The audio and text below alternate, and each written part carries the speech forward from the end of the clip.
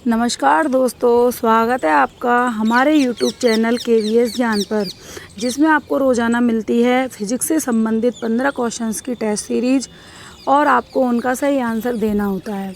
तो आज की क्विज शुरू करने से पहले यदि आप हमारे चैनल पर नए हैं तो हमारे चैनल को सब्सक्राइब करें और बेल आइकन को प्रेस कर लें ताकि आपको आने वाले नोटिफिकेशन मिल सकें। तो शुरू करते हैं आज की टेस्ट सीरीज का पहला प्रश्न। पहला प्रश्न है, फर्श पर लुढ़क रही गेंद कुछ समय पश्चात रुक जाती है, इसका कारण क्या है? 4 ऑप्शन दिए गए हैं। पहला है घर्षण बल, दूसरा है वैद्युत बल, तीसरा है गुरुत्व बल और चौथा है आकर्षण बल। आपको बताना है सही आंसर क्या है। तो देखिए, इसका सही आंसर है घर्षण बल, यानी कि फर्श पर जो लुढ़कने वाली गेंद है वो कुछ समय पश्चात इसलिए रुक जाती है क्योंकि इन दोनों के बीच घर्षण का मान क्या होता है, बहुत ही कम होता है, जिसके कारण गेंद रुक जाती है। अगला है प्रश्न नंबर 2, निम्न में से असंपर्क बल नहीं है। आपको बताना है कि इन चारों बलों में से कौन सा ऐसा बल है जो असंपर्क बल नहीं है, यानी कि संपर्क बल है। पहला ऑप्शन है चुंबकीय बल, दूसरा है गुरुत्वाकर्षण बल, तीसरा है स्थिर वैद्युत बल और चौथा है घर्षण बल। आपको बताना है सही आंसर क्या है। तो देखिए, इनमें से सही आंसर है हमारा घर्षण बल, क्योंकि घर्षण बल में दोनों का, यानी कि दोनों वस्तुओं का संपर्क में होना आवश्यक है। जैसे मान लो मनुष्य चल रहा है तो धरती का और मनुष्य के पैरों का दोनों का संपर्क में होना आवश्यक है। जब तक दोनों संपर्क में नहीं होंगे घर्षण बल काम नहीं करेगा। तो इसमें आंसर क्या होगा? डी, घर्षण बल। नेक्स्ट है क्वेश्चन नंबर 3। क्वेश्चन नंबर 3 है हमारा, तरल पदार्थों द्वारा लगाए गए घर्षण को क्या कहते हैं? तरल पदार्थों द्वारा लगाए गए घर्षण को क्या कहते हैं? पहला है लौटनिक घर्षण, दूसरा है स्थैतिक घर्षण, तीसरा है गतिक घर्षण और चौथा है कर्षण। आपको बताना है सही आंसर क्या है। तो देखिए, इसका सही आंसर है डी, कर्षण। इसका सही आंसर क्या है? कर्षण। यहाँ पे तरल पदार्थों से मतलब द्रव और गैस दोनों होंगे, ठीक है, तो ध्यान रखना है। अच्छा प्रश्न है, क्या कहते हैं? कर्षण।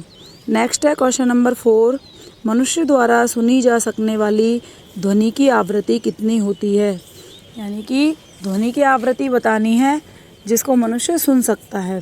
पहला ऑप्शन है 20 हर्ट्ज से कम, दूसरी है 20 हर्ट्ज से अधिक, तीसरी है 20 से 20,000 हर्ट्ज के मध्य और चौथी है 20 हर्ट्ज से कम।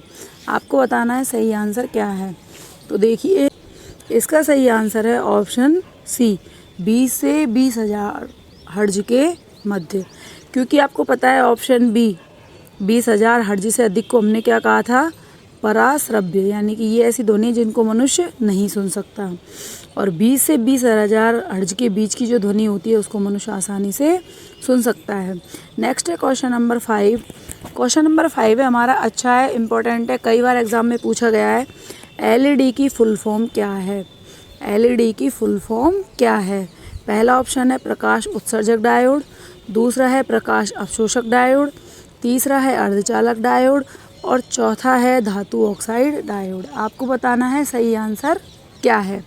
तो देखिए, इसका सही आंसर है ए, प्रकाश उत्सर्जक डायोड। इसको बोलते हैं हम इंग्लिश में light emitting diode, light emitting diode, ठीक है। तो ध्यान रखना है, एलईडी की फुल फॉर्म क्या है? प्रकाश उत्सर्जक डायोड। नेक्स्ट है क्वेश्चन नंबर 6, कैरम बोर्ड पर पाउडर क्यों छिड़का जाता है? जो बच्चों के खेलने का कैरम बोर्ड होता है उस पर हम पाउडर क्यों डालते हैं? पहला ऑप्शन है घर्षण कम करने के लिए, दूसरा ऑप्शन है घर्षण अधिक करने के लिए, तीसरा है घर्षण शून्य करने के लिए और चौथा है उपरोक्त में से कोई नहीं। आपको बताना है सही आंसर क्या है। तो देखिए, इसका सही आंसर है ऑप्शन ए, घर्षण कम करने के लिए। क्योंकि देखो, पाउडर डालने से क्या होगा? कैरम बोर्ड पर जब पाउडर डालोगे तो वो सतह क्या हो जाएगी? चिकनी हो जाएगी, और चिकनी हो जाएगी तो जो कैरम में गोटियाँ होती हैं वो आसानी से फिसल पाएंगी। इसलिए कैरम पर क्या छिड़कते हैं हम? पाउडर छिड़कते हैं।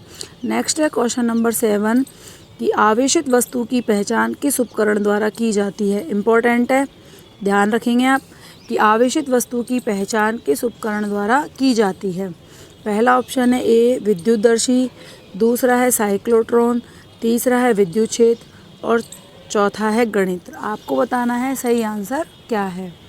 तो देखिए इसका सही आंसर है ऑप्शन ए विद्युतदर्शी, यानी कि विद्युतदर्शी एक ऐसा उपकरण है जिसकी सहायता से आवेशित वस्तु की पहचान की जाती है। नेक्स्ट है क्वेश्चन नंबर 8, पॉजिट्रॉन की खोज किसने की? पॉजिट्रॉन की खोज किसने की?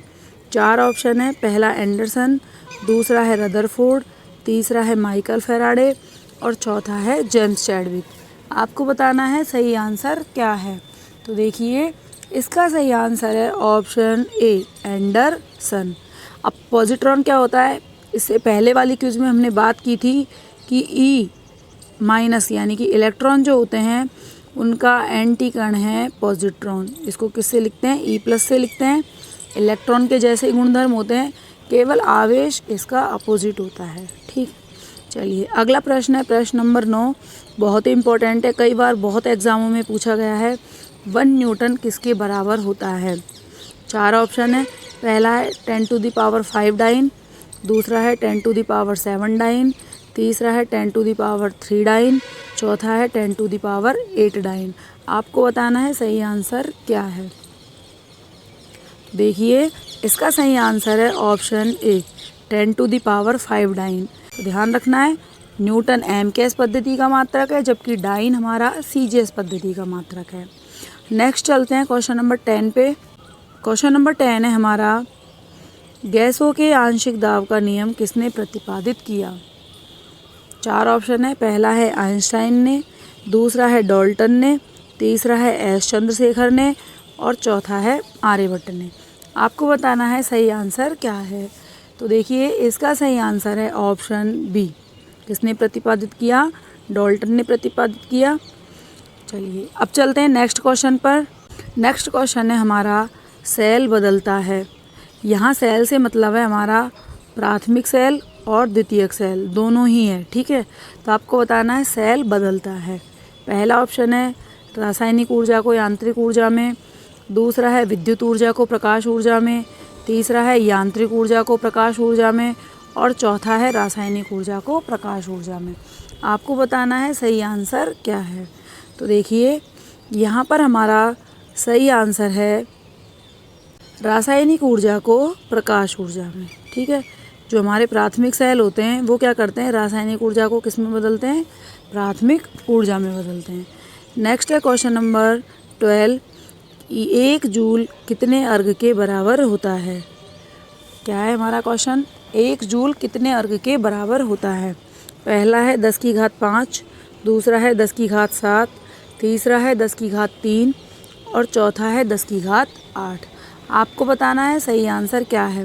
तो देखिए इसका सही आंसर है 10⁵, यानी कि 1 जूल बराबर होता है 10⁵ अर्घ। ठीक, जूल हमारा एमकेएस पद्धति का मात्रक है और अर्घ हमारा सीजीएस पद्धति का मात्रक है। चलिए नेक्स्ट क्वेश्चन है क्वेश्चन नंबर 13, कि निम्न में से दूरी पर कार्य करने वाला बल नहीं है। मतलब इन चारों बलों में से ऐसा कौन सा बल है जो दूरी पर कार्य नहीं करता है? पहला ऑप्शन है चुंबकीय बल, दूसरा है गुरुत्वाकर्षण बल, तीसरा है स्थिर वैद्युत बल और चौथा है घर्षण बल। आपको बताना है सही आंसर क्या है। तो देखिए इसका सही आंसर है ऑप्शन डी घर्षण बल। यानी कि घर्षण बल में क्या होगा, यदि 2 वस्तुएं दूर होंगी तो उनके मध्य कार्य नहीं करेगा। यानी घर्षण बल के लिए दोनों वस्तुओं का पास में होना आवश्यक है। तो यहाँ सही आंसर क्या होगा? घर्षण बल। नेक्स्ट है क्वेश्चन नंबर 14।